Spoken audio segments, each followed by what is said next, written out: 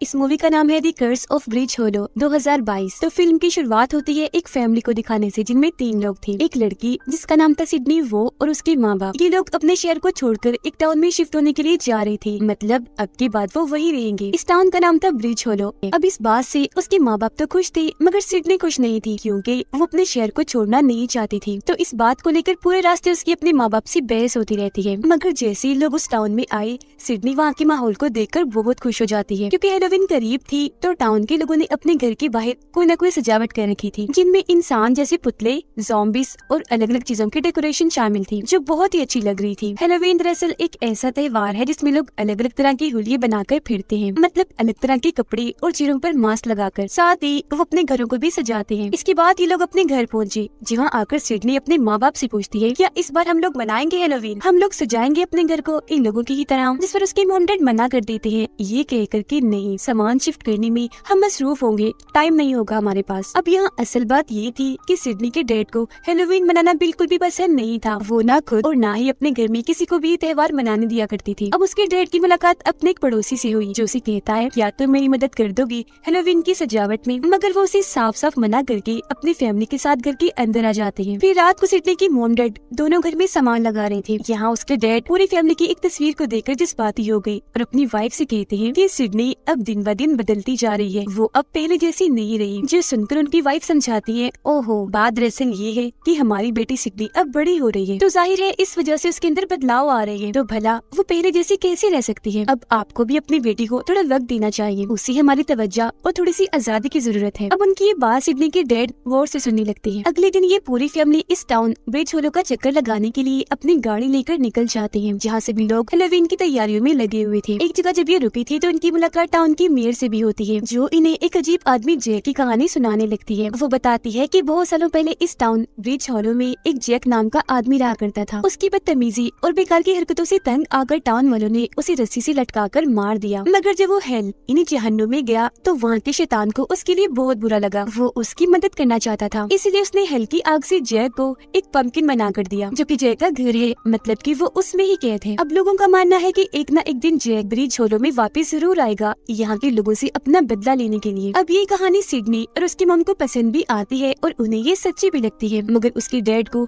ना ये कहानी पसंद आती है और ना ही वो इन बेकार बातों पर यकीन करते हैं। तो इसीलिए वो सिडनी से कहते हैं कि चलो मेरे साथ पूरे टाउन को देखने चलते हैं। मगर सिडनी उनके साथ ना जाकर अकेले ही चली जाती है इस पूरे टाउन की सैर करने, इसे देखने के लिए। यहाँ की सड़कों पर घूमते हुए उसे ब्रिज होलो का कब्रिस्तान नजर आता है, जिसे देखते ही वो फौरन उसके अंदर चली जाती है, क्योंकि ये सारी चीजें उसे काफी पसंद आ रही थी। कब्रिस्तान के अंदर एक घर में से उसे काफी आवाजें आने लगती है। फिर जैसे ही उसके पास जाती है तो तभी अंदर से 3 बच्चे बाहर आते हैं, जिन्हें देखकर सिडनी उनसे बातें करने लगी। वो भी अपने बारे में बताते हैं, तो सिडनी को पता चलता है कि ये लोग भूतों आत्माओं पर यकीन करते हैं और उन्हीं को ढूंढने के लिए ये अक्सर ऐसी जगहों पर जाती रहती थी। अब जब इन लोगों को पता चलता है कि सिडनी उस नए घर में शिफ्ट हो रही है, तो वो लोग काफी हैरान रह जाते हैं। तब उनकी हैरत को देखकर वो पूछती है, क्या हुआ तुम लोगों को? ऐसा क्या है हमारे घर में? तब वो लोग सिडनी को एक औरत की स्टैचू के पास लेकर जाते हैं और बताते हैं कि ये स्टैचू इस टाउन की सबसे पुरानी औरत का है, सबसे पहले यही इस टाउन में आई थी और ये भी भूतों आत्माओं पर यकीन रखती थी, काले जादू और जादू के तोड़ में काफी माहिर थी। इनके पास एक ऐसी ताकत थी जिसका इस्तेमाल करके ये भूतों से बातें करती थी। और हम तुम्हारे घर का नाम सुनकर इसलिए चौंके थे क्योंकि इस बुरी औरत की मौत तुम्हारे घर में ही हुई थी। तो सबका मानना है कि उनकी आत्मा अभी भी उस घर में है। ये सारी बातें सुनकर सिडनी डरती नहीं, बल्कि उसके चेहरे पर मुस्कुराहट आ जाती है, क्योंकि वो इस बात से खुश हो रही थी कि चलो बोरिंग चीजों से हटकर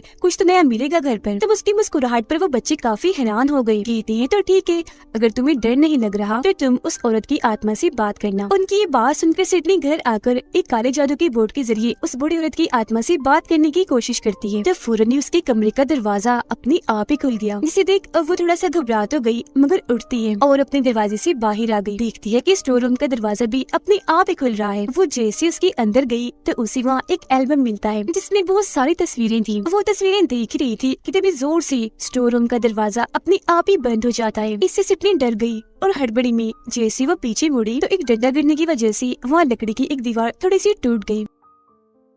उसके अंदर जब वो झांकती है तो उसी वहाँ कोई चीज दिखी, इसीलिए वो उस पूरी लकड़ी की दीवार को तोड़ देती है। देखती है कि अंदर लकड़ी का एक बॉक्स है, वो उसी वहाँ से निकाल कर बाहर ले आती है। इस बॉक्स पर कुछ लफ्ज और नंबर्स लिखे हुए थे। जैसे वो बॉक्स को खोलती है, इसके अंदर से एक पंपकिन निकलता है, जिसे देखकर सिडनी मुस्कुराने लगती है। शायद वो जैक वाली कहानी के बारे में सोच रही थी जो मेयर ने सुनाई थी। उसे भी तो शैतान ने पंपकिन बना कर दिया था। फिर इसके बाद वो आकर ये सारी बात अपने मोम डैड को बताने लगती है, पर उसकी डैड हमेशा की तरह इन बातों का यकीन नहीं करती, उल्टा उसे ही डांट देते हैं। इस बात से गुस्सा होकर वो अपने कमरे में चली जाती है। उसके जाने के बाद सिडनी की मोम उसके डैड को बातें सुनाने लगती है कि वो बेटी है आपकी, ऐसी बात नहीं करनी चाहिए थी आपको, बहुत गलत बात है। अगले दिन उसके डैड इस टाउन के एक स्कूल में जाकर वहाँ के प्रिंसिपल से मिलते हैं, क्योंकि वो साइंस टीचर हैं और उन्हें वहाँ जॉब मिल गई थी। स्कूल उसके डैड को काफी पसंद आया, लैब भी उन्हें काफी अच्छी लगी, सिवाय स्केलेटन ढांचे के, क्योंकि जैसे वो उन पर गिरा उन्हें काफी डर लगने लगता है। अब ढांचा असली नहीं था, मगर वो बेहद ही डर गए थे। सिडनी का भी इस स्कूल में दाखिला हो जाता है, जहाँ वो उन 3 बच्चों से मिलती है जो कब्रिस्तान में उससे मिली थी। सिडनी की उन तीनों से दोस्ती हो जाती है, इसलिए रात उसने जो जो किया और जो जो उसके साथ हुआ वो सब के बारे में उन तीनों को भी बता देती है। यानी उसका बूढ़ी औरत की आत्मा से बात करने की कोशिश करना, दरवाजा अपने आप ही खुलना, पंपकिन का मिलना वगैरह। अब यहाँ उनमें से लड़की सिडनी से कहती है कि आज रात हेलोवीन पार्टी होने वाली है, जिसमें टाउन के सभी लोग आएंगे, तो तुम भी आ जाओ ना हेलोवीन वाली होली में, बहुत मजा आएगा। जिस पर सिडनी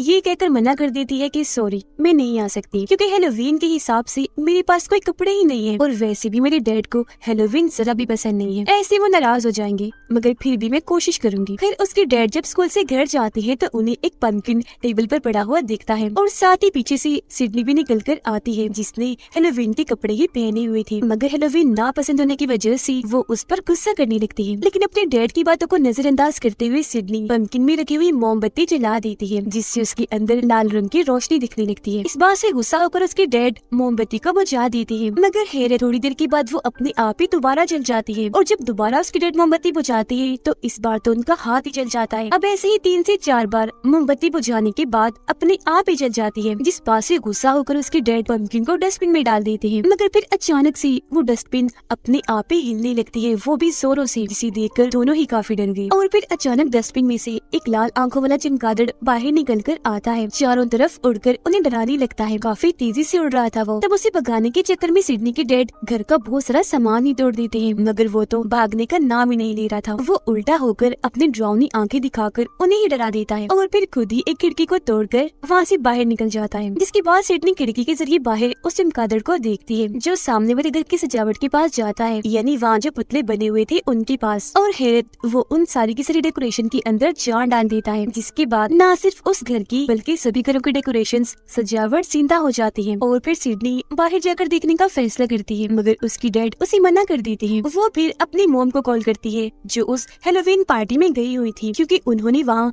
खाने का स्टॉल लगाया हुआ था। सिडनी अपनी मोम को कहती है, डैड मुझे बाहर नहीं जाने दे रहे, आप मुझे बताएं मैं बाहर जाऊं? जिस पर उसकी मोम कहती है कि हाँ बेटा जाओ, लेकिन अपने डैड के साथ। अब हम बाहर का खौफनाक नजारा देखते हैं, जहाँ टाउन की सभी डेकोरेशंस जिंदा हो रही है, जिनमें इंसानों के पुतले, भूत, ज़ॉम्बीज़, ढांचे शामिल थे। साथ ही वो बहुत ही खौफनाक दिख रहे थे, क्योंकि उनकी आंखें लाल थी। सिडनी और उसके डैड जब घर से बाहर आते हैं तो अपनी आंखों से ये खौफनाक नजारा देख लेते हैं कि उनके एक पड़ोसी की सारी ज़ॉम्बीज़ की डेकोरेशन जिंदा हो गई है और उन पर हमला कर देती है। तो वो गन अंदर से लाकर उन पर गोलियां चलाकर उन्हें मार रही थी, जिसके बाद सिडनी भी उनकी मदद करने के लिए एक बेलचा उठाती है और एक एक करके सभी ज़ॉम्बीज़ को मारने लगती है।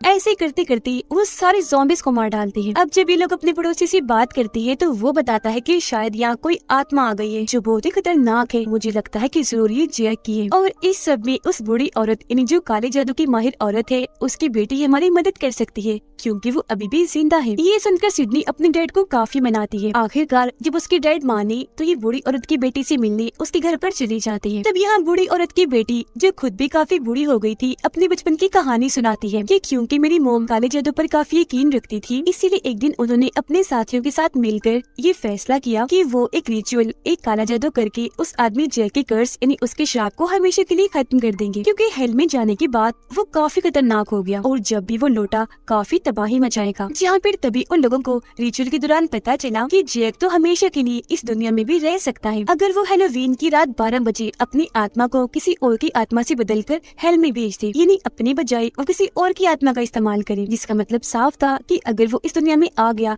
तो तबाही मचा देगा। मगर फिर मेरी मॉम ने किसी तरह रिचुअल करके जैक की आत्मा को उसके पंपकिन में कैद कर दिया, यानी वो पंपकिन जो हेल के शैतान ने उसे दिया था। और सिडनी, जो पंपकिन तुम्हारे पास है वो जैक का ही है, जिसकी मोमबत्ती दोबारा जलाने से जैक की आत्मा आजाद हो गई है। अब इनकी बातों के दौरान ही इधर हेल का शैतान आ जाता है, जो काफी बड़ा और खतरनाक था। उसकी आंखों में भी लाल रंग की रोशनी थी, हाथ में एक बड़ा सा हथियार भी था। वो वहाँ मकड़ियों की काफी बड़े डेकोरेशन को जिंदा करके हर जगह मकड़ियों को फैला देता है, जो लोगों के कपड़ों में घुस घुस कर उन्हें काटने लगती है, जिससे जाहिर है वहाँ काफी तबाही मच जाती है। सारे सूरत हाल को देखते हुए सिडनी के डैड वहाँ एक लिक्विड सी तेजाब बनाते हैं, जिसकी एक बोतल वो सिडनी को भी देती है। दोनों बाप बेटी हर जगह उसे छिड़ककर वहाँ मौजूद सभी मकड़ियों को मार देती है। अभी वो दोनों खुश हो ही रही थी कि तभी दरवाजा खोलकर वहाँ एक काफी बड़ी मकड़ी आकर सिडनी पर हमला कर देती है। इसका साइज बहुत ही बड़ा था और आंखें खून जैसी लाल थी। अपनी बेटी की जान बचाने के लिए सिडनी के डैड मकड़ी को अपने पीछे लगाकर भागने लगते हैं। फिर एक जगह आकर वो उसकी दोनों टांगों को पकड़ लेते हैं